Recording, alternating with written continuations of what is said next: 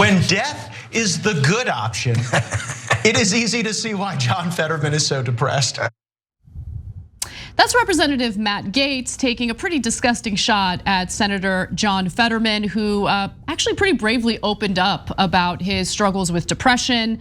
He went to a treatment facility in order to deal with it and was very open about that. Now, to understand the context in which that distasteful joke was made, why don't we watch Matt Gaetz's statement with more of what they were talking about, more context. Let's watch. 47% of Gen Xers say that they can't even think about saving for retirement and are just trying to, take care of day-to-day expenses, month-to-month expenses. 64% of Gen Xers say that they won't have enough saved for retirement, period. 67% say their income is not keeping up with the rising cost of living in Joe Biden's America. And no one wants to buy their CD collections anymore. The Gen Xers that got all the great, music, no one even wants that. So that major investment that was made, unlikely to issue a return. When death is the good option, it is easy to see why John Fetterman is so depressed in this economy. And it is a direct result of the inflation. Like Jen was saying, if you're a younger person, if you're in the economy, you can go make more money. You see variable income. But if you are hoping that you don't outlive your cash and that cash doesn't go as far as it used to, you can easily see how there is a true victim of this. They want to act like they can keep printing money and underwriting debt and no one ever pays for that. But it's actually grandma and grandpa who pay for that when they don't get to live their final days and final years in dignity. Now, consumer debt is at an all-time high, and part of the reason why is because Americans are not making enough money in order to cover the essentials. And if I recall correctly, Cenk, it was specifically the Republican Party that fought tooth and nail to essentially cut spending on social programs that help the poor. If I recall correctly, they implemented certain work requirements when it came to food stamps, even for individuals as in their 50s. So at first, someone at the age of 50 who ended up losing their job and needed food stamps, they didn't have to worry about dealing with work requirements or anything like that. Now that age has shot up to 54, thanks to the latest debt ceiling deal, thanks to what Republicans insisted on including in the debt ceiling deal. So I'm telling you all of that because I'm not really interested in hearing from a single Republican on their faux economic populism. If you actually care about how inflation is impacting ordinary people, if you're actually concerned about how wages have not kept up with inflation, then you wouldn't be supporting the Republican Party, you wouldn't be rooting for them, and you certainly would be speaking out against the austerity that they keep pushing onto working people every time they're in power. But that's not what Republicans are doing. That's not what Matt Gaetz is doing. Just be clear on that. Their economic populism is fake, super fake. And it's super annoying to hear them pretend like they care about the little guy. They don't. Yeah, I got more on that too. First, I like how Matt Gaetz's new look is neo-prosperity preacher. He's looking more and more like a cheesy prosperity preacher every day. Now look, he said something right and something wrong. The stat that is devastating is 61% think that they're more afraid of running out of money than they are of dying. Yeah, let me give you that. So a remarkable 61% of Americans say they're more afraid of running out of money than they are of death, and that's according to Allianz. Okay, so that's devastating. Now, the part that he's lying about is, and the whole premise of that segment is lying about is, look at how bad it's gotten under Biden. No, those numbers were just a couple percentage points off from what they were under Trump. So same exact phenomenon, same exact pattern.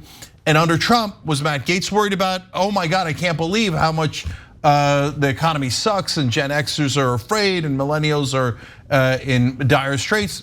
No, they never talked about that. Now, to be fair to Matt Gaetz and all those guys, because we're the fairest show in America, both sides do this. And so here's what I mean by that. When Trump was in charge, you hear Democrats all the time going, can you believe the economic situation that we're in? And just $400 and half the country can't survive a $400 hit, and it's terrible what Trump is doing. The minute Biden gets in office, Democrats, where are you on that? All of a sudden, Democrats are like, nope, we don't have to worry about it at all. Income inequality, what name so? Never heard of it, okay? all these devastating stats, never talked about under Biden.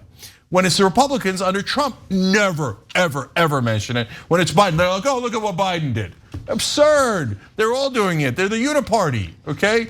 And he's also wrong about millennials. He's like, oh, millennials have kind of deterred radically, so they're fine. No, they're not. You apparently didn't read the study. The millennials are also in disastrous shape. One of the things that the study said was 63% of them say that they can't, that affording a house is much harder today than it was for their parents' generation. Of course. And that they're despondent about the idea of being able to ever afford a home. But he wants to hit Biden and he wants to pretend that it's that millennials are fine and all this stuff. No, the reality is these numbers have been relatively similar, if not the same, on many of these, for many of these generations, because we're all getting squeezed under corporate rule. No, okay? and look, here's what an actual economic populist would point to. Instead of using inflation as a little political tool for your, political game, okay.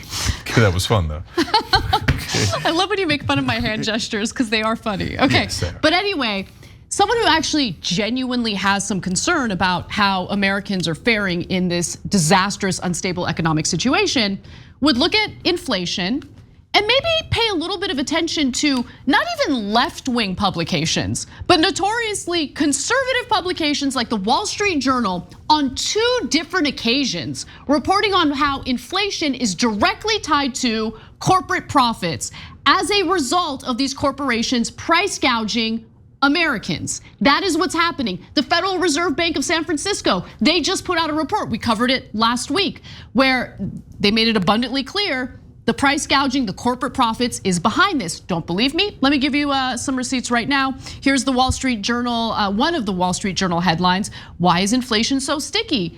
It could be corporate profits. Some companies might have been raising prices faster than their costs have increased. And they brag about it in their shareholder meetings. They talk about how, oh, we're doing real good, our profits are excellent, because we're piggybacking off of this narrative of inflation to justify raising our prices, even though the costs that we're taking on do not justify it. Companies push prices higher, protecting profits, but adding to inflation. So if I were Matt Gaetz and I actually genuinely cared about how inflation is destroying the economic stability of ordinary people, I would maybe want to call out the corporations that are price gouging my constituents, but he's not interested in that. And instead, he's interested in engaging in political, nonsense, while simultaneously putting out some disgusting, distasteful joke about John Fetterman. He's gross. Yeah, but I'll tell you, since we're the fairest show in America, Gaetz is an interesting cat because he's the one Republican that doesn't take corporate PAC money. So now he does the easy things like he attacks corporations for being woke, absurd, right? That doesn't prove anything, and it's just you being, fighting the cultural wars, and it's irrelevant. Then he did put together a pretty good anti-corruption bill, and AOC backed him on that bill. They co-sponsored it. I was like, whoa. That's the first time in like 20 years that I've seen a Republican do something decent. That's not quite right. To be fair, there's a couple other things that I agreed with them on, right? But it was an actual anti-corruption bill. I know, Cenk, but who needs corruption when you're a little bitch for corporations anyway, without having to be corrupted? Well, so the point I was getting to is, I'll believe that Matt Gaetz is actually free from corporate control if he does what Anna's talking about and goes, hey, you know what? How about corporate price gouging, which we know for a fact is the case. That's driving up inflation. That's populist, that is correct. His own voting base doesn't like big business. It would be a logical, smart thing to do, and it would gain him credibility. I not with the mainstream press, they would hate it because the mainstream press is massively pro-corporate. They would hate Gaetz even more after that. But it would gain him credibility in the reality-based world, and then I could say, hey, I disagree with him on social issues, etc. But at least he's got something going right. But when he does like antics like this, purposely taking a shot at Fetterman's mental health as a cheap shot, and then twist the numbers to make it seem like it's uniquely a democratic problem, well, then you're full of crap, and then you lose credibility, and that's our job to point that out. Thanks for watching The Young Turks, really appreciate it. Another way to show support is through YouTube memberships. You'll get to interact with us more. There's live chat emojis, badges. You've got emojis of me, Anna, John, JR. So those are super fun. But you also get playback of our exclusive member-only shows and specials right after they air. So all of that, all you gotta do is click that join button right underneath the video. Thank you.